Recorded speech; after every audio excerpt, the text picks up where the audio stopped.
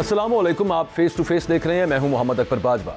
नवाज शरीफ साहब कहा करते थे कि हम हुकूमत नहीं लेना चाहते, ये हमें बताया जाता था। फिर बताया गया कि नवाज शरीफ इलेक्शन में जाना चाहते हैं। अब पता चल रहा है कि नवाज शरीफ इलेक्शन में नहीं जाना चाहते, बल्कि हर तरह से वो डिले करना चाहते हैं इन तमाम मामलात को। और तमाम हुकूमत ये कहती थी कि पंजाब और केपी की असम्बलियाँ डिसॉल्व कर दे इमरान खान, अगर सीरियस है इलेक्शन का मुतालबा करने में। वो करने की बात की गई है, इस्तीफे देने की बात की गई है, तो अब वहाँ पर भी नहीं आ रहे। वजीर दाखिला ये कहते थे कि बैठ के बात करें। इमरान खान ने वो हुज्जत भी तमाम कर दी है। लेकिन अब से कुछ रोज़ पहले एक बड़ा अहम शख्सियत है, साबिक सदर हैं आसिफ अली जरदारी, उन्होंने इस मुज़ाकरात के हवाले से सवाल पर जवाब दिया कि भौंकना बंद करें, उसके बाद बैठकर बात होगी। बहुत गुस्सा किया हुआ है। इमरान खान ने कल एक बड़ा अहम इंटरव्यू दिया है। उस इंटरव्यू के अंदर उन्होंने माजी के कुछ राजों से पर्दा उठाया। उन्होंने कहा कि जनरल बाजवा उनको धोखा देते रहे। क्या धोखा देते रहे एग्जैक्टली इस प्रोग्राम के अंदर बात करेंगे। उसके अलावा उन्होंने कुछ बात की कि उनसे जो गलतियाँ हुई हैं, एक्सटेंशन देना उनकी एक गलती थी, उसके अलावा इलेक्टेबल्स को टिकट देना उनकी एक गलती थी। और ये तमाम चीज़ें, इन पर भी बात करेंगे कि उन गलतियों को कितना सुधारा और उनके साथ जो लीडरशिप मौजूद थी उन्होंने किस तरह से इमरान खान को क्या सजेस्ट किया है इन सब मामलात के ऊपर। और आखिरी बात करेंगे इकॉनमी की। इसहाक डार साहब जितने कॉन्फिडेंस के साथ आए थे, जो जो दावे वो करते थे, उनमें से एक दावा भी अभी तक वो पूरा नहीं कर सके। बल्कि जो उनके दावे थे कि डॉलर जनाब 200 से नीचे होगा, पेट्रोल उनको 150 का महंगा लगता होता था। पेट्रोल कहाँ पे है इंटरनेशनल मार्केट में, कहाँ पर नीचे नहीं आ रहा। डिफ़ॉल्ट पे वो कह देते हैं कलमे की कसम खा के कि नहीं होगा डिफ़ॉल्ट, लेकिन आगे रोड मैप क्या होता है, प्लान क्या होता है, वो शेयर नहीं करते। उनसे पूछा गया कि इकॉनमी किस तरफ जा रही है, IMF की क्या मामला बनेगा। रिव्यू जो था अक्टूबर के एंड तक था और अगली किस्त अभी तक आपको नहीं मिली। उस पर वो कहते हैं कि I don't care about IMF। अगर IMF के हवाले से केयर नहीं करते तो फिर आगे वो मामला किस तरह से चलाएंगे। इन सब चीज़ों के ऊपर बात करेंगे। मेरे साथ मौजूद है सीनियर सियासतदान शेख रशीद साहब। बहुत शुक्रिया शेख साहब, आपने वक्त दिया। ये बताइएगा आपकी पेशगोई क्या है। आप काफ़ी सारी प्रेडिक्शंस करते हैं, दुरुस्त भी साबित होती हैं। आगे इमरान खान को असम्बलियाँ तहलील करनी पड़ेंगी, मुज़ाकरात होंगे या कुछ नहीं होगा, कोई हल नहीं निकलेगा और ये सिंक टूट जाएगा। वफाकी इलेक्शन अपने टाइम पे होंगे, उससे पहले पंजाब और KP के हो जाएंगे। आपको क्या लगता है? उसकी ख्वाहिश और कोशिश होगी कि 15-20 दिसंबर तक कोई रास्ता निकल आए, और शायद ये ख्वाहिश बहुत सारे लोगों की हो सवाए हुक्मरानों के। और अगर असम्बलियां टूटती हैं तो आगे ही लोग मर रहे हैं डेंगू से, भूख से, नंग से, मईशत से। और मईशत जो है कौमी सलामती की अलामत है और पाकिस्तान इस पे कायम है। सो मेरे ख्याल में आप 30 दिसंबर तक देख लें, वो तोड़ देगा। वरना बिल्कुल ठीक है 30 दिसंबर तक, और उसके बाद जाहिर है कि 60 दिन का मामला 90 दिन का। शेख साहब अगर 30 दिसंबर आप देंगे तो जनवरी से आप शुरू करते हैं, जनवरी, फरवरी, मार्च। देखें PTI के लोग तो यही कह रहे हैं ना मार्च अप्रैल के इलेक्शन के, मैं ईद के बाद अप्रैल में इलेक्शन देख रहा हूँ। तो शेख साहब मेरी छोटा सा एक ये पे क्वेश्चन है, अगर आप अप्रैल मई तक जाते हैं तो अगस्त में तो हुकूमत ही ख़त्म हो रही है, तो फिर ये सारा कितनी अवामी स्ट्रगल है, 80 जलसे हैं, 2 लॉन्ग मार्च हैं, तो ये सारा कुछ सिर्फ 2 महीने के लिए हो रहा है। देखिए अवाम का राब्ता और अवाम को जोश और जज्बा और वलवला, और अवाम में एक जख्मी इंसान, वो जमान पार्क से 13 पार्टियां और उसके हमनवा जितने कवाल हैं उनके साथ बैक वक्त उसने लंबा डाला हुआ है सियासी तौर पर। और ये सारे हालात जो हैं, ये इलेक्शन तो उसके हक में है। ये इलेक्शन वन साइडेड है और ये इनको पता है। ये पूरी कोशिश करेंगे। पहले भी उन्होंने कोशिश की कि कोई तैनाती के मसले में फटा पड़ जाए, जब वहां नहीं पड़ा, अब उनका ख्याल है कोई और फटा पड़ जाए। हर 2 सूरतों में इमरान खान ने खूबसूरत सियासी कार्ड खेले हैं छाती के साथ लगा के, और इस वक्त सारी ये पार्टियां तन्हा एक तरफ हैं, और कुछ अरसा पहले जो हालात थे वो टोटली मुख्तलिफ हैं और कोई मुकाबला नहीं है सियासत में इस वक्त इमरान खान। खूबसूरत सियासी कार्ड तो खेले हैं सर।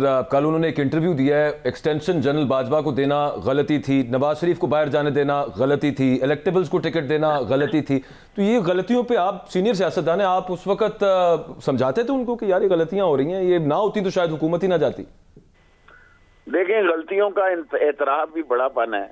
हमारी सिविल गवर्नमेंट्स की मजबूरियां हैं कि अदारों के बगैर जो है वो मामलात जो है रवा नहीं चलते, और अदारे जो हैं अवाम से दूर नहीं हो सकते, हालात से दूर नहीं हो सकते।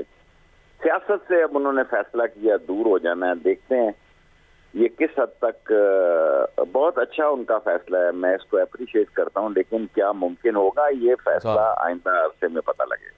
$1 मिलियन क्वेश्चन है शेख साहब, वैसे आपके ख्याल में भी गलती थी एक्सटेंशन देना जनरल बाजवा को?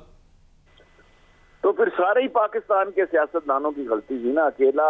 अब मेरा मतलब है, अब जाने वालों पे क्या बात करनी। इस मुल्क में बड़ा थका हुआ निजाम है कि हम सारे, जिसमें मैं भी शामिल हूँ, जो चला जाता है छोड़ के, जो रिंग से बाहर हो जाता है, हम उस पर बात करते हैं, जो रिंग में होते हैं उनकी बात नहीं करते। सर रिंग में वो करते क्या है? इसी में शेख साहब, इसी कॉन्टेक्स्ट में मैं पूछना चाहता था, खान साहब की डेफिनेटली एक करेक्टर है, मोरालिटी वाइज में समझता बहुत ऊपर है पाकिस्तान की प्रेजेंट जो सियासत है, मगर उसके बाद एक रिटायर्ड आर्मी चीफ पे ये कहना कि मुझे सच नहीं बताया गया, मुझे धोखा नहीं दिया गया है, तो क्या काश के ये जब प्राइम मिनिस्टर थे तब कहते तो ज़्यादा ग्रेसफुल नहीं था? देखिए उस वक्त कैसे कहते, मुझे तो मेरे एमक्यूएम के दोस्तों ने बताया, मैंने घर पहले खाली कर दिया वक्त से पहले सरकारी, तो खान ने कहा ये आपने क्या किया? मैंने खान साहब को कहा कि एमक्यूएम वाले मेरे दोस्त हैं, उन्होंने मुझे कहा कि हम जा रहे हैं, अस्सलाम वालेकुम। मैंने कहा मैंने एमक्यूएम से अस्सलाम वालेकुम वालेकुम सलाम ले दिए, लेकिन इमरान खान का यकीन था कि अदम एतमाद नहीं होगा।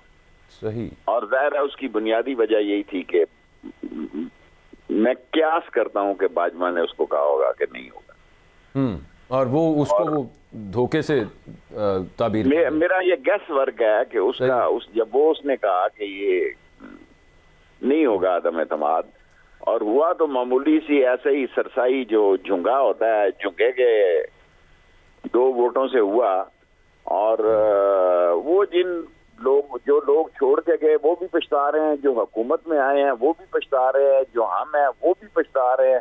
सारे का सारा आवाई जो है ना उठा के उन्होंने सारे के सारे निजाम को स्टेक पे लगा दिया। तो ये वैसे ना आवाम साथ है, ना हालात साथ है, ना इंटरनेशनल पॉलिटिक्स साथ है, ना कोई आप ये कहें कि इस्तेकाम है मुल्क में, सियासी इस्तेकाम नहीं होगा तो खाक।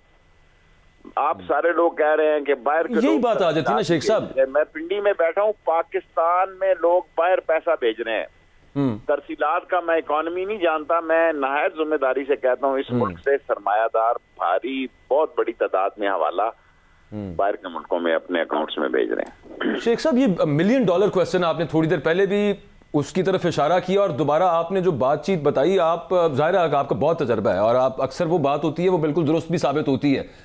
ये जो सवाल है जो आप ही ने उठाया, हम सबके जहन में ये सवाल है कि आगे ए पॉलिटिकल या नॉन पॉलिटिकल कैसे रहेगा इदारा, रहेगा नहीं रहेगा, आपकी रीडिंग क्या है, आपकी पर्सनल रीडिंग क्या है शेख साहब? देखें पाकिस्तान में मेरी गली में ब्रिगेडियर टीपू उसको हम जनरली कहते थे, और मेरे महल्ले के साथ अशरफ सैंडो साहब हमारे खाकसार लीडर थे, उनके बेटे थे लेफ्टिनेंट जनरल अहमद साहब। अब गली महल्ला भी जो है ये अजीम फौज है, ये जर्री और जुर्रतमंद और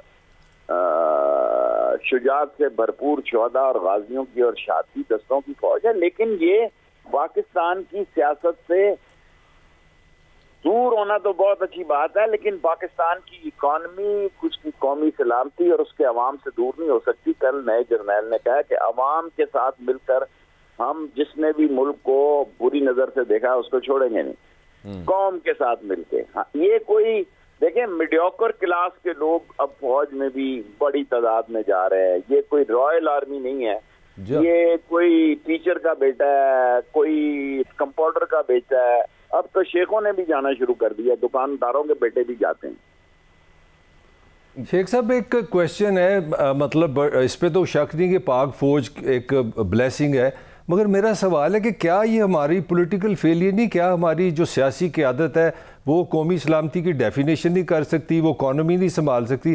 क्यों हमें हमेशा एक बड़े भाई की ज़रूरत होती है कि वो आएगा तो पाकिस्तान की रियासत चलेगी? ये कहाँ कब तक हमारा ये सियासी डेफिशिएंसी चलती रहेगी? देखें जब से मैंने सियासी होश संभाला है, गेट नंबर 4 के ये सारे पैदावार हैं, ये फौजी नर्सरियों से निकले हैं, ये फौज की काश्त की हुई फसलें हैं, और कोई बंदा चैलेंज करे तो मुझसे प्राइवेटली फोन करके कर ले।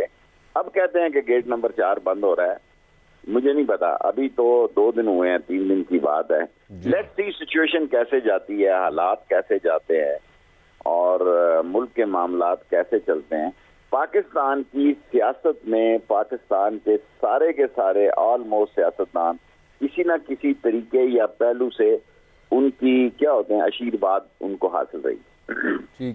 अच्छा शेख साहब, मैं एक आपको थोड़ी इन्फॉर्मेशन बेस्ड बात करना चाह रहा हूँ जो नून के हवाले से। मुस्लिम लीग नून से जो गाइडेंस आई है, उनके अजीम जो कायद लंदन में ऐसी किसी सूरत पंजाब नहीं छड़ना, वो आप समझ सकते हैं, आपको माशाल्लाह बड़ा एक्सपीरियंस है कि नून अफोर्ड ही नहीं करती पंजाब को माइनस करे, तो उन्होंने 1 2 3 4 स्ट्रेटजीज लेके आ रहे हैं। मसलन कि अगर वो कहे, हमारे अपना आरफ भट्टी साहब ने कल खबर ब्रेक की है कि गवर्नर के पास ऑलरेडी एक समरी है कि जनाब वोट ऑफ कॉन्फिडेंस ले, अगर वो असेंबली टूटेगी वो उस पर आ जाएंगे, फिर ये अदालतों में जाएंगे। फिर सबसे बड़ी बात, अगर आप असेंबली तोड़ भी देते हैं परवेज़ इलाही साहब, तो फिर फड्डा हो जाएगा कि ये नकरान कौन लगाएगा, अपोजिशन कोऑपरेट नहीं करेगी तो ये 8-9 महीने फिर भी ले जाएंगे। तो आप समझते हैं कि खान साहब के पास ये प्लान है कि वो किस तरह काउंटर करेंगे इन सब को?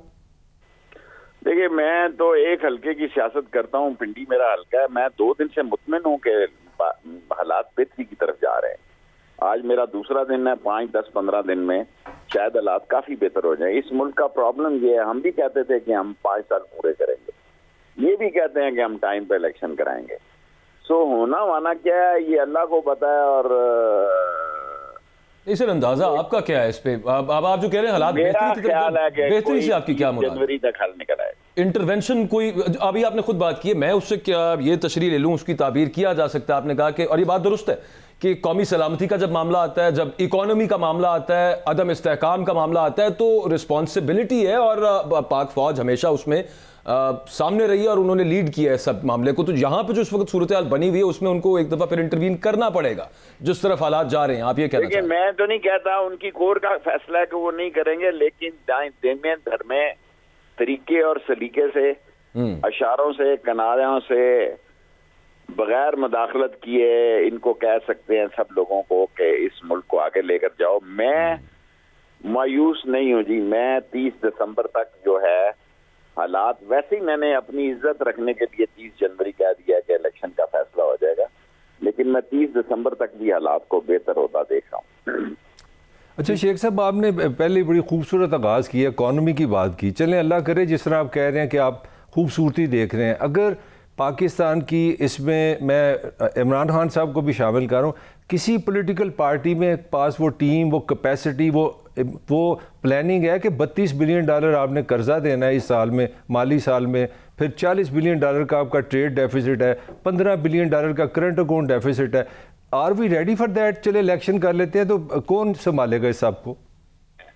पाकिस्तान में बड़ी बदनसीब होता है फाइनेंस मिनिस्टर और इंफॉर्मेशन मिनिस्टर, क्योंकि सबसे ज्यादा यही बदलते हैं और सबसे ज्यादा तारीख ना डिलीवर करने की इन्हीं लोगों की है। मर गया गरीब जो ना बिजली का बिल दे सका, IMF के नखरे अभी तक कायम है।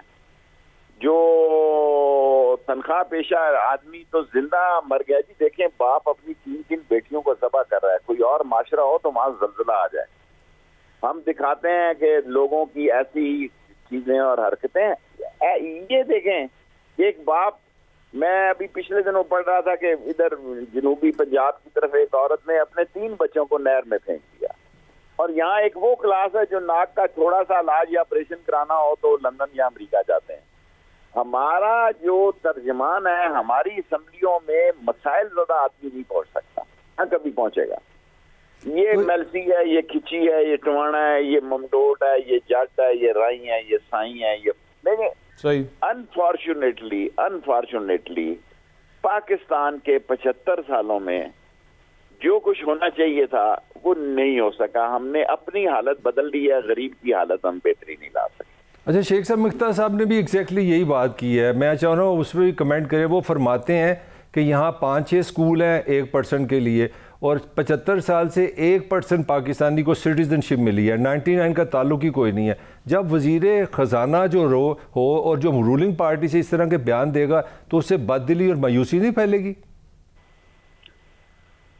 सर जी, महबूबुल हक से पुराना, मैं महबूबुल हक के साथ भी में था।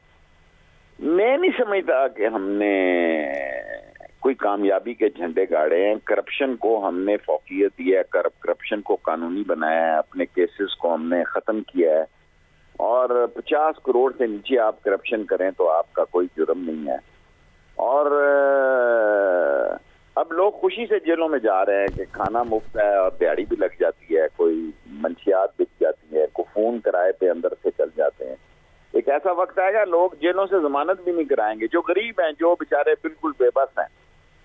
सो एक बड़ी जेल और छोटी जेल में लड़ाई है। बड़ी जेल में सारी कौम बस रही है, छोटी जेल में लीडर थोड़े दिनों के लिए जाता है और वो शहजादा बन जाता है और आता है और छा जाता है।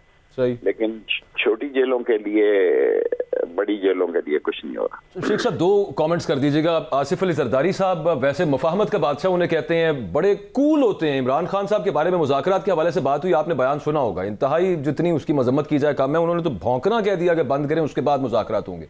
क्यों इतना गुस्सा चढ़ा हुआ है इतने ठंडे आदमी को इमरान खान पे? ये शिकस्त की अलामत है।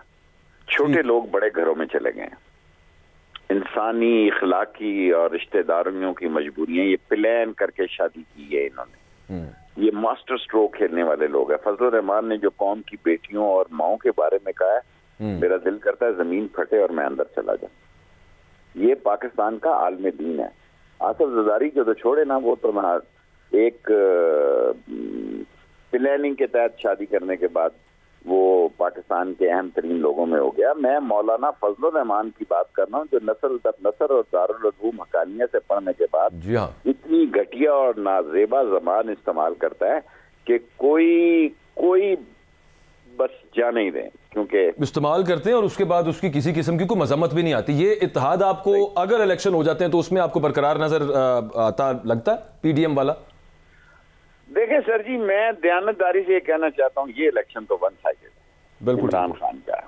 इसमें तो उसके टिकट ब्लैक हो गए, इनकी तरफ देखेगा ही कोई नहीं, और यही लड़ाई की बायस बनेगा, क्योंकि इनको पता है कि इनको पोलिंग एजेंट भी नहीं मिलने। मगर शेख साहब, ये जो इलेक्शन की तो खान साहब डेफिनेटली 7 महीने से कंसिस्टेंटली मुतालबा कर रहे हैं, तो उनका एक मुतालबा इलेक्शन कमीशन जो हमारे इस वक्त हैं कमिश्नर साहब, उनको भी वो बड़ा क्रिटिसिज्म का मुजाहरा करते हैं। तो आप समझते हैं कि इसी सिस्टम में वो इलेक्शन को कबूल कर लेंगे कि बाद में फिर हमारी वो धांधली का खेल शुरू हो जाएगा? जी राजा साहब, एक की जगह 2 लगा लेना, ये इलेक्शन इमरान खान का है। कल कोई अल्लाह ना करे, इस वक्त जिस वक्त मैं इंटरव्यू दे रहा हूँ, मैं पाकिस्तान के हसास तरीन हल्के को रिप्रेजेंट करता हूँ। एक तरफ सारा आर्म फोर्सेस हेडक्वार्टर है और दूसरी तरफ सारे डिप्लोमेट हैं। इस सैंडविच में मेरा हल्का है। मैं आपको नहायत जिम्मेदारी से ये कहना चाहता हूँ, ये इलेक्शन बिल्कुल वन साइडेड है, कोई मुकाबला नहीं। उन सबको पता है, इसलिए गंदी जबान इस्तेमाल कर रहे हैं, इसलिए इखलाक से गिरी हुई घटिया जबान इस्तेमाल कर रहे हैं, और ये उनके शिकस्त का एतराफ है। वो कहीं नहीं खड़े ना। क्या आप समझते हैं डिप्लोमेट रोज बताते नहीं है अपने एम्बेसीज को कि इसकी क्या औकात है, क्या साइज है, लोग कहाँ खड़े हैं, लोग किसके साथ हैं। इवन जब इमरान खान पे हमला हुआ तो वाशिंगटन डीसी ने, पेंटागन ने, जो हम समझे जाते थे कि उसके खिलाफ सबसे बड़ा रिएक्शन है, और अमेरिकन कांग्रेस ने, सब लोगों ने कंडेम किया। सो ये मामूली बातें नहीं है कि वो इस वक्त पाकिस्तान का एक सरखेल सियासतदान है जो सारी दुनिया में और पाकिस्तान में पहचाना जा रहा है, और ये इलेक्शन उसका है जब भी होते हैं। अब एक आखिरी सिर्फ ये बता दीजिए शेख साहब कि कोई उम्मीद है आपको? पाकिस्तान तहरीक इंसाफ के सेनेटर्स ने पता नहीं 10-12 वॉक्स कर ली हैं सुप्रीम कोर्ट तक, सहाफ़ियों ने कर ली हैं, वकला ने कर ली हैं, लीडर्स ने कर ली हैं। कोई आपको उम्मीद है कि यहाँ इसका कोई नोटिस होगा? इमरान खान पर जो हमला हुआ उसके कत्ल की तहकीकात में कोई पेशरफ्त होगी? अरशद शरीफ का कत्ल हुआ, उसमें से कुछ निकलेगा? आजम सवाती वाला मामला, इन 3 पे कुछ आपको उम्मीद है? कुछ जो सियासी लोग साजिश के तहत करते हैं, आपके लाहौर में, मेरा ख्याल आप लाहौर से बोल रहे हैं या पता नहीं लाहौर से बोल रहे हैं, यहाँ एक बाकी बलोच और जमीर को, अमीर मोहम्मद खान में उस वक्त स्टूडेंट वर्कर था, गोली लगी थी, एक मर गया था, पता नहीं जमीर मरा था कि बाकी बलोच मरा था, अगर आपको तारीख याद हो लाहौर की सियासत की। और यहाँ पे ख्वाजा सफदर भी, ख्वाजा रफीक भी मरा था जी। और ये जो साजिश थी, इमरान खान का नाम ही तहरीक इंसाफ है और तहरीक इंसाफ का नाम ही सिर्फ अकलौता इमरान खान है। ये उसको मारने की और उसको खत्म करने की इंटरनेशनल साजिश थी जो खुदा की तरफ से नाकाम हुई है। इसलिए इमरान से खुदा काम लेना चाह रहा है और अल्लाह करे मुल्क में हालात बेहतर हो। अच्छा शेख साहब, मेरी तरफ से लास्ट क्वेश्चन है, जो नून के हल्के हैं वो कह रहे हैं कि जनाब वो मियाँ आ जाएगा तो नाल मरियम बीबी आ जाएगी तो वक्त पे आएगा तो खान साहब को फिर हम छोड़ेंगे नहीं। ये जो वन साइडेड आप कह रहे हैं कि वो इस तरह नहीं होगा, तो आप समझते हैं कि वजह से नहीं कह रहा, मैं तरीके इंसाफ का हिस्सा नहीं हूँ, एक सीट की सियासत करता हूँ। चलिए आप एज ए पॉलिटिशियन बताएं। सियासत को गरक समझता हूँ, सियासी तौर पे दफन समझता हूँ और नवाज शरीफ को आता हुआ नहीं देखा। रिकॉर्ड रख लें। वो क्यों सर, वो क्यों नहीं आएंगे? मेरा मतलब है वो इतनी मुश्किल से तो भागता है, मेरा इतनी मुश्किल से तो रिपोर्टें तैयार करवाता है। जब सऊदी अरब भी गए, मैं उसमें नहीं जाना चाहता कि सारी, मेरा मतलब है मुशर्रफ नहीं भेजना चाहता था, लेकिन किंग अब्दुल्ला से ऐसे दबाव डलवाए गए कि उनको भेजा गया। लंदन में जो रिपोर्टें तैयार हुई, वो पागल नहीं है, वो बड़ी मुश्किल से भागा है। हालांकि दुनिया में सैलन गुजारना किसी और मुल्क में, चाहे आप ताजमहल में रहें, चाहे आप शीशे के महल में रहें, अपनी कुटिया, टपकती छत, अपनी कुटिया और अपना घर होता है, उसका अपना मजा होता है। मैं नवाज शरीफ को इस सियासत में आता और उसकी सियासत को जिंदा होते नहीं देखता। खत्म। मजीद गारंटी है शेख साहब, क्यों नहीं आ रहे? अब तो उनकी पार्टी की विफाक में हुकूमत है, बाकी आप ये उनको देना अपना ये पैगाम के उसके पास सफारती पासपोर्ट है। चलो मैंने तो नहीं दिया, मैंने तो नहीं दिया ना। किससे डरे, किससे में सर? मैं तो आपसे पूछना चाह रहा हूँ, आप बड़े इल्म है इस मामले से, थोड़ा सा कुछ शेयर तो करें हमारे साथ, क्यों, किस चीज से डरे हैं आप तक? देखें, एक तो मरियम मैं कहना नहीं चाहता, और शहबाज शरीफ की खींचातानी बहुत आगे बढ़ गई।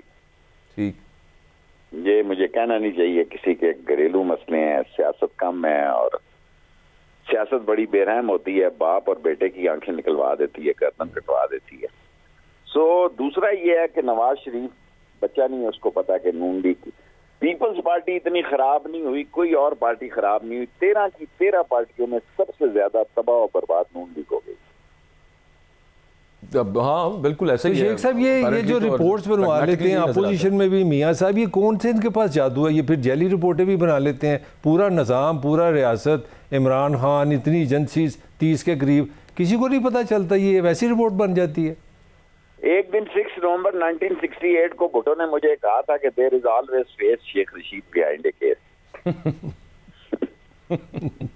Thank you very much sir, thank you very much. बहुत शुक्रिया शेख रशीद साहब, आपने अपना वक्त दिया, बड़ी मजेदार बातें हुई हैं। मलिक साहब, कुछ इस पे आपसे भी लेना है, एक ब्रेक लेनी है, एक ब्रेक ले लेते हैं जी। ब्रेक से वापस आते हैं तो मलिक साहब से पूछते हैं कि ये इतने गुस्से जो चढ़े हुए हैं इस वक्त हुकूमती इत्तेहाद के लीडर्स को, और अजीबो गरीब किस्म की जो अल्फाज इस्तेमाल कर रहे हैं, ये चक्कर क्या है? स्टोरी है मलिक साहब के पास, ये बताएं।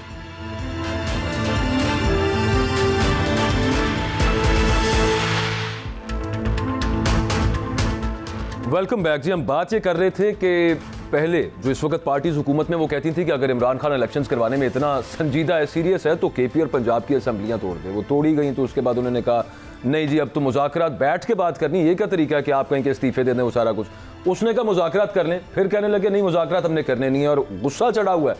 मलिक साहब, वो जरदारी साहब बड़े अच्छे कूल काम कलेक्टेड होते हैं यूजुअली, मैंने पहली दफ़ा देखा है उन्होंने यहाँ तक कहना शुरू कर दिया कि पहले आप भौंकना बंद करें, फिर उसके बाद बात होगी। मतलब गुस्सा क्या कहानी है, क्यों? देखिए अकबर, अगर आप जरदारी साहब की पॉलिटिक्स देखें ना, तो मुझे लगता है 25 साल से उन्होंने एक ज़हन बना लिया था कि पंजाब नवाज शरीफ का तो साडा सिंध। तो जब आपको 18वीं तरमीम मिल गई, को 900,000 अरब के करीब आपको सालाना पैसे भी मिल जाते हैं, गाड़ी भी मिल जाती है, एयर कंडीशन भी है, सिंध भी मिला, सिंध उनको जेज में मिला हुआ है। अब जो असल गुस्से की वजह है वो ये नहीं है। आपको अगर कल खान साहब का इंटरव्यू सुने, खान साहब ने अपना अग्रेशन निकाला। खान ने कहा मैं सिंध जाऊंगा, खान ने अपनी टांग की तरफ इशारा करके मैं 1 महीने बाद चले आया तो मैं सीधा पैदल रक्षा करा के सिंध चला जाऊंगा। तो जो असल चीज़ जो तंग कर रही है ना, वो जरदारी को ये कर रही है कि भाई बाकी पाकिस्तान जो मर्जी होता रहे, और मेरा घर तो मुझे दो ना। अब देखें जरदारी की एक कंट्रीब्यूशन भी 18वीं पॉजिटिव बात करो, मगर नेगेटिविटी है वो उसके पास पैसा आ जाता है, क्योंकि आपने 50-60% वापस करना है सूबों का।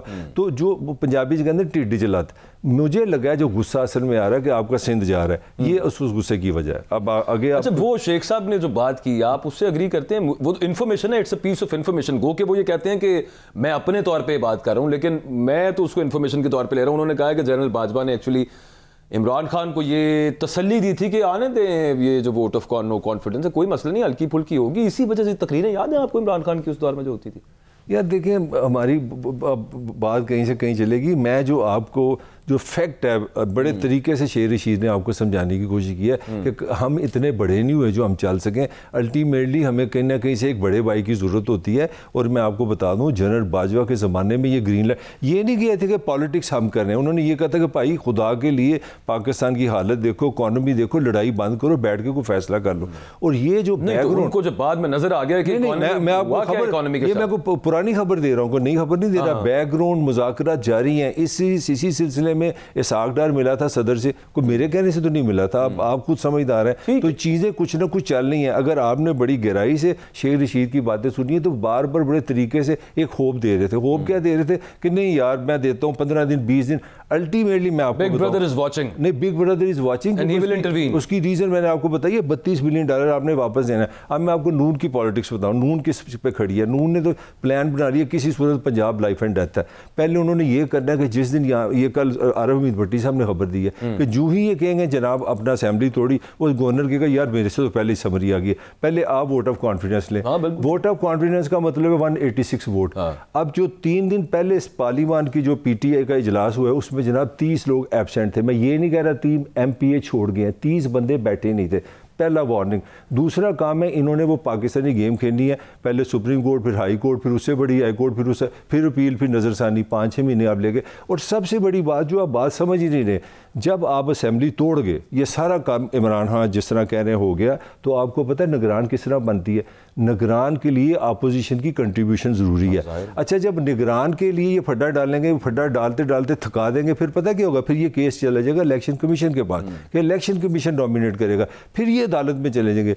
तो मैं आप नहीं समझते कि ये नई क़यादत का लिटमस टेस्ट भी है? नहीं, कोई टेस्ट उस नहीं है यार, ये पावर पॉलिटिक्स है। कोई अच्छा, कोर्ट्स एम ही मुफ्त में 6 महीने खींच लेंगे यार। ये जो निज़ाम है ना, आपके पास अगर 5-6 करोड़ का वकील है तो ये निज़ाम आपके साथ है। 5-6 महीने लेना तो मसले कोई दोनों तरफ 5-6 करोड़ का वकील है, एक तरफ नहीं। तो ठीक है, तो फिर 15-15 करोड़ पे आ जाए। मुझे बताएं कि आप पाकिस्तान में जितने भी आपने केसेस देखे, मैं इस निज़ाम पे तो बात कर सकता हूँ, मैं अदलिया पे बात नहीं कर रहा। इस ना अगर रुका, अगर मलिक साहब, मैं आपको खबर दे रहा हूँ कि उन्होंने 8 महीने से 1 साल का प्रोग्राम बना लिया। मैंने आपको साबित कर दिया। कामयाब होता है कि नहीं ये निगरान पे फड्डा डालेंगे, ये वोट ऑफ कॉन्फिडेंस से फड्डा डालेंगे। तो खान साहब का मेरी राय ये है, कि मुझे खान साहब का ये जो प्लान लग रहा है ना, ये जो सारे बता रहे हैं खान ने बड़ा पता खेला है, मैं असेंबली तोड़ूंगा। उन्होंने, और ये याद रखिए, उन्होंने 40 साल बड़े बड़े लोगों के साथ मिलकर उन्होंने अपना बड़ी बड़ी जहानत जनरल हमीद गुल से लिया है, जनरल अपना ज़ियाउल्लाह की से तरबियत लिया है। नवाज शरीफ को अंडर एस्टिमेट ना करें। नहीं, अंडर एस्टिमेट मैं किसी को नहीं कर रहा, लेकिन आप ये देखें पावर पॉलिटिक्स है ये आप देखें कि वोट ऑफ नो कॉन्फिडेंस के बाद जो उनका एस्टिमेट था वो भी पूरा सही साबित नहीं हुआ। नहीं, वो जो भी है, मैं किसी का भी सही साबित नहीं। और ये पहली दफा हुआ कि इतना बड़ा इत्तेहाद जितना सिंपल हमने बना दिया ना, नहीं ये जो जितना सिंपल बना दिया कि इधर असेंबली टूटी इधर इलेक्शन, ये नून नहीं होने देगी। मैं आपको खबर दे रहा हूं। आप बिल्कुल दुरुस्त कह रहे हैं। प्लान उनका ये है, वो कामयाब होता है, वो अल्लाह को पता है। चीज है इकोनॉमी की बात करनी है कुछ। फरूख सलीम साहब हमारे साथ इकोनॉमिस्ट हैं। इस चीज के बारे के इसहाक डार भी गुस्सा कर रहे हैं। ये सारे इतना गुस्सा क्यों कर रहे हैं? डार साहब इतनी गुस्से से भरी स्टेटमेंट्स के IMF का उनसे सवाल पूछा गया, वो कहते हैं I don't care about IMF। वो साथ साथ कहते हैं मिफ्ता इस्माइल क्या करके गया, कुछ नहीं करके गया।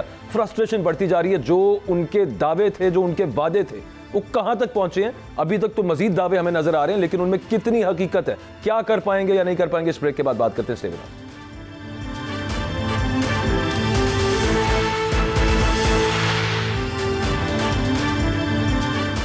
Welcome back. मुल्क की मईशत की बात करेंगे जिसके हवाले से कोई अच्छी खबर सामने नहीं आ रही। हमारे साथ, मैं मजीद टाइम नहीं आपका लूँगा, माहिर मईशत फ़रूख सलीम साहब मौजूद हैं। बहुत शुक्रिया फ़रूख सलीम साहब, आपने वक्त दिया है। ये बताइएगा कि इसहाक डार साहब के दावे तो काफ़ी सारे थे। अब पेट्रोल प्राइस 150 बहुत ज़्यादा लगती होती थी, इस वक्त इंटरनेशनल मार्केट में कम हो गई है, ये कम नहीं कर रहे। डॉलर नीचे लेके आना था, वो मजीद ऊपर जाया जा रहा है। इंटरेस्ट रेट नीचे लाना था, वो और ऊपर जा रहा है। तमाम इंडिकेटर्स डार साहब ने सर अभी तक किया क्या है कोई खास काम? मिफ्ता इस्माइल साहब खुद उन पर तनकीद कर रहे हैं। देखिए, इस वक्त मईशत के अंदर मैं समझता हूँ कि 2 बड़ी बातें हो रही हैं, मीडिया के अंदर भी और एकेडमिक्स के अंदर भी। एक तो डिफॉल्ट के हवाले से बात हो रही है जी, और दूसरी इसका आपने जिक्र किया कि डॉलर का फुकदान या करेंसी क्राइसिस के हवाले से बात हो रही है। दोनों बातों के कुछ हक़ाइक़ आपके सामने रख देता हूँ।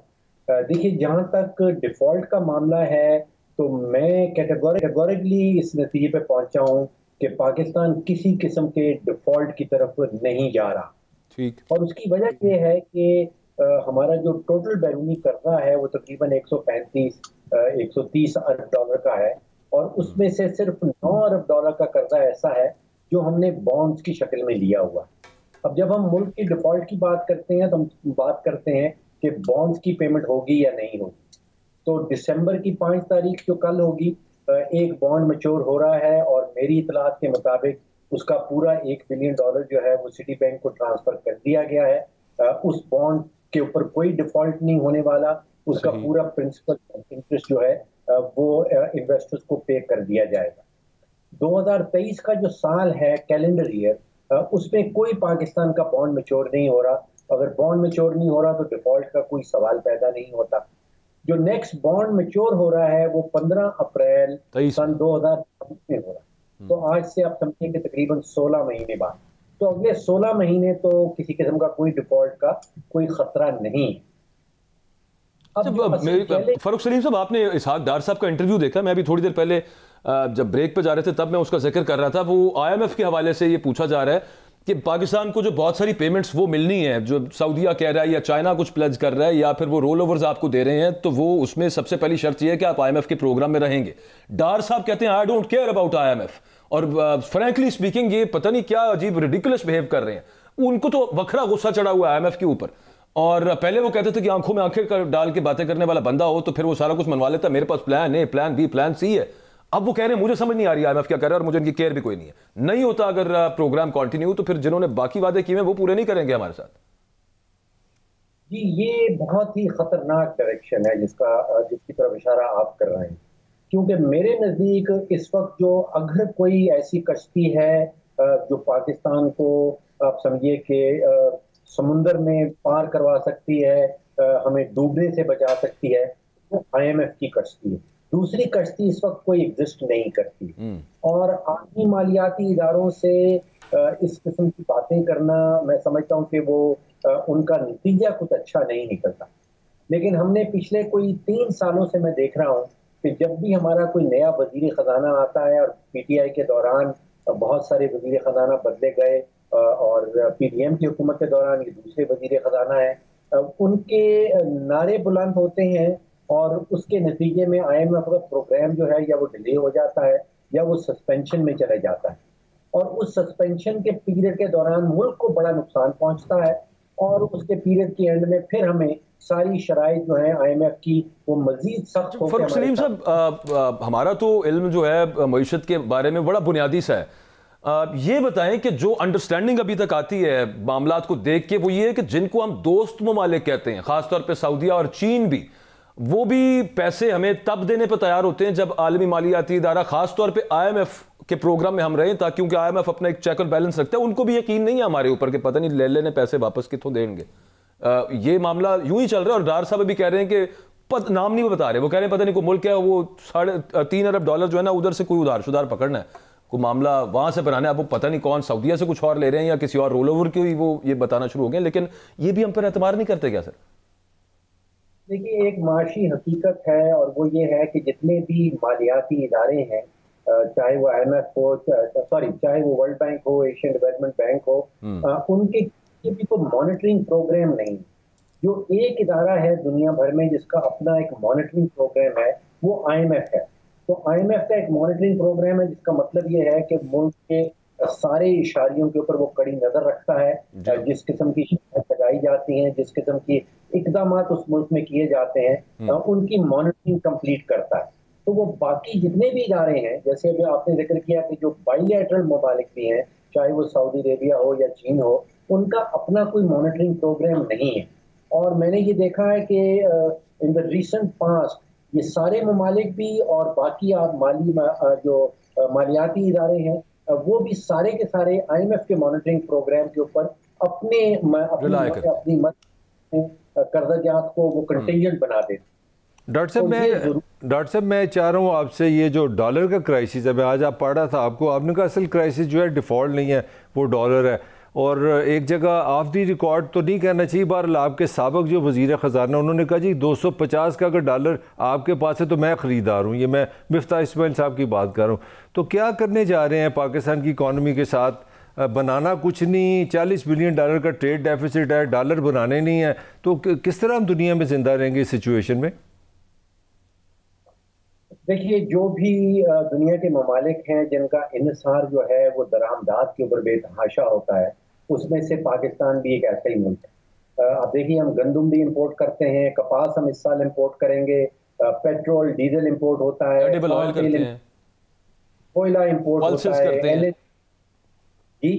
पल्सेस दालें वगैरह करते हैं, हम ड्राई फ्रूट करते हैं, हम चाय की पत्ती करते हैं, पता नहीं क्या। अब फूड इनसिक्योरिटी भी बहुत हो चुकी है ना, उसके अभी मामला है। डॉक्टर साहब को कमेंट ले लें। हाँ जी प्लीज। Ji sir. ये अद्वियात इंपोर्ट होती हैं, ये सारी चीजें इंपोर्ट करने के लिए हमें डॉलर्स चाहिए। अब आप सोचिए कि हमारे पास स्टेट बैंक के पास कोई 7.5 अरब डॉलर बचा है, 22 करोड़ पाकिस्तानियों का ये मुल्क है, और आप अंदाजा कीजिए कि हमारे पास 4 या 5 हफ्ते से ज्यादा के इंपोर्ट कवरेज नहीं है। बांग्लादेश के पास कोई 40 अरब डॉलर पड़ा है, और मैं हैरान था कि अफगानिस्तान कह रहा है कि उनके पास जो रिजर्व हैं वो 9.5 बिलियन डॉलर के हैं, और हमारे पास 7.5 बिलियन डॉलर बाकी बचा है। तो ये बहुत एक खतरनाक सिमत है। इसका नतीजा ये निकलता है कि अगर आपके पास डॉलर्स खत्म हो रहे हैं, आपकी दरामदात के ऊपर इन्हिसार बहुत ज्यादा है, तो फिर ये सारी चीजों में एक तो महंगाई आ जाएगी, जब आपका रुपया गिरता है तो सारी इंपोर्टेड चीजें महंगी हो जाएंगी, और दूसरा खतरनाक इसका एक खर्चा ये हो सकता है कि इन सब चीजों की किल्लत शुरू हो जाएगी। यानी कि आपके पास पेट्रोल डीजल की किल्लत हो सकती है, अद्वियात की किल्लत हो सकती है, अगर हमने डायरेक्शन न बदली। बिल्कुल ठीक। अच्छा, ये बताएं आपकी प्रेडिक्शन क्या है डॉक्टर साहब? महंगाई थोड़ी बहुत ही सही चलें, को खुश करने के लिए बता दें हमें, कोई कमी का इम्कान है आगे अगले 4-5 महीने भी?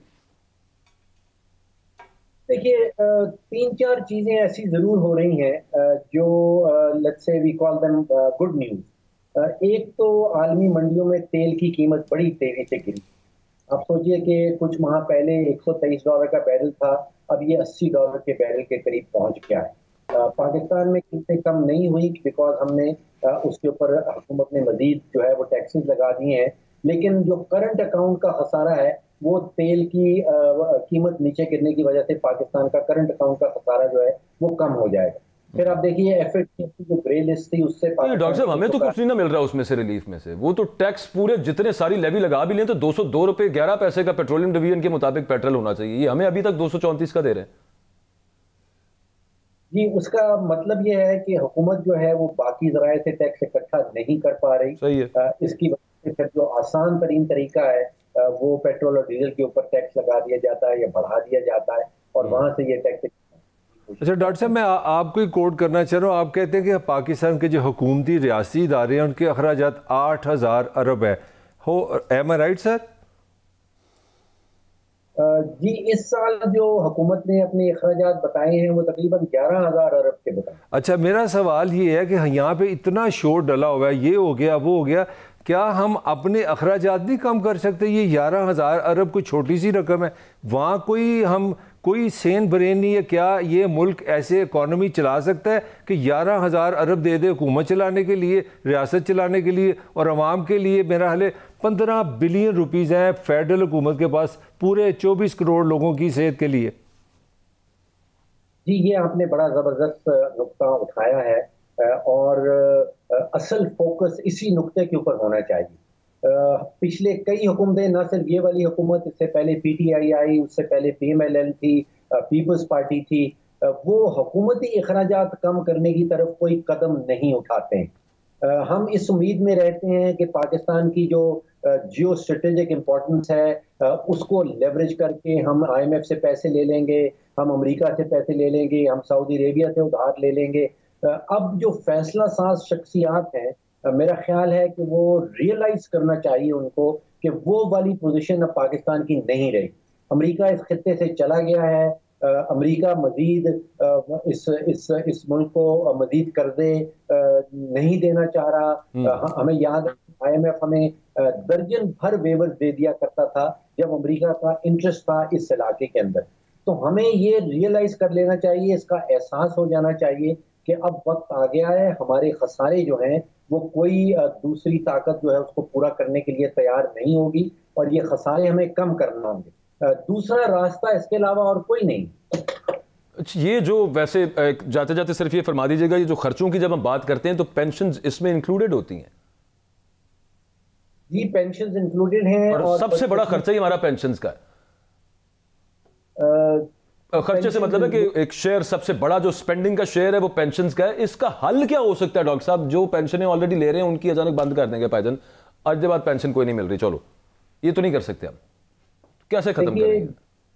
दुनिया भर में जब पेंशन शुरू की जाती हैं तो वो फंडेड पेंशन होती हैं, यानी कि उनके लिए एक अलग से फंड बनाया जाता है और उनकी फ्यूचर इनकम उस फंड में से निकल के पेंशन की मद में पे की जाती है। हमारे यहाँ ये है कि ये जितनी भी पेंशन हैं, चाहे वो सिविल इदारे हों, चाहे वो फौजी पेंशन हों, वो सारी की सारी अनफंडेड पेंशन है, यानी कि हम बजट में लिख देते हैं लेकिन उसके पीछे किसी किस्म का कोई फंड नहीं है। बिल्कुल। और ये तेजी से बढ़ रही है, ये अगले 3 या 4 सालों में इतनी बढ़ जाएंगी कि ये तकरीबन सारा का सारा बजट जो है वो पेंशन के ऊपर स्पेंड करना पड़ेगा। इधर ही जा रहा है वो।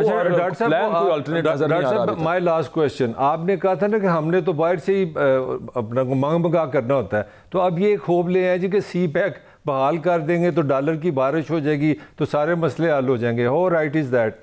देखिए ये बिल्कुल गलत तवक्को है और ख़ास तौर पे चाइना जैसे मुल्क से ये तवक्को रखना। चाइना जो है वो बहुत ही आप समझिए कि बिजनेस कॉन्शियस मुल्क है। उसके जो करीब तरीन ममालिक हैं, चाहे वो नॉर्थ कोरिया हो या और उसके बहुत ही करीब तरीन दोस्त हों, उनके भी खसारे पुर करने के लिए चाइना कभी तैयार नहीं होता। वो ना ही किसी मुल्क का बजट का खसारा पुर करता है, ना तिजारत का खसारा पुर करता है, लेकिन अगर कोई उसको इन्वेस्टमेंट अपॉर्चुनिटीज नजर आए तो उसमें सरमायाकारी जरूर करता है।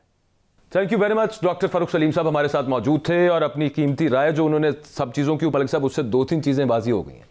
इसहाक डार साहब कुछ नहीं करने लगे, वो जो सारे दावे थे ना वो दावे ही हैं। अगले 6 महीने भी किसी किस्म का रिलीफ, ये उतना खुल के तो नहीं कहा, मैं उसमें से ट्रांसलेट, आपने भी यही किया होगा, कुछ नहीं होने लगा आगे। खौफ और खतरे दिवालिये के वो वैसे तो कह रहे हैं साथ डॉक्टर साहब, लेकिन साथ वो ये भी कह रहे हैं कि डॉलर की कमी हमें रहेगी, तो मंडलाता तो रहेगा सब मामला। देखिए अकबर, जो असल क्वेश्चन है ना, जो मैं छोटा सा सिर्फ इसमें आखिरी सवाल ऐड कर दूं एक्चुअली, फिर इमरान खान से मसला की सी नहीं। देखिए मसला वो हम उधर भी आते हैं। मैं जो असल आज एक पाकिस्तानी की इसी से 1 मिनट बात कर लें, हम तो होते हैं ना, असल सवाल ये है कि आपने इलेक्शन का सामने शोर डाला है, 13 जमातें इधर हैं, इधर खान साहब हैं, हर वक्त हो रहा है असेंबली तोड़ दो, लॉन्ग मार्च कर दो, ये कर दो। मेरा एक बिल्कुल सिंपल सवाल है सबसे कि यार मुझे कोई इकनॉमिक प्लान दे दो, मुझे कोई मनसूबाबंदी दे दो, मुझे कोई टीम दे दो।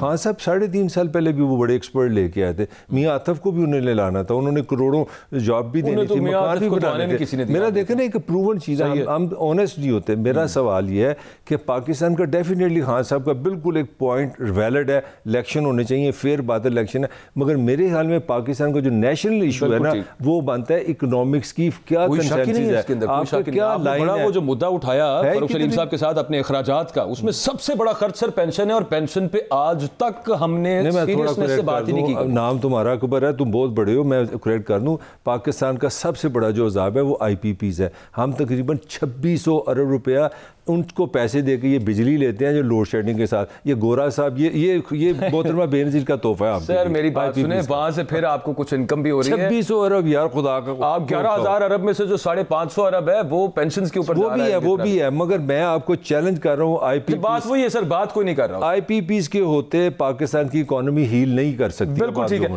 बहुत शुक्रिया जी प्रोग्राम का। अपना फीडबैक जरूर दीजिएगा। जो इकोनॉमी की दिगरगू सूरत हाल है वो हमने आपके सामने रखी है, फारूक सलीम साहब का तज्जिया लेने की कोशिश की। अगले हफ्ते आपसे सेम टाइम सेम चैनल मुलाकात होगी। इजाजत देना।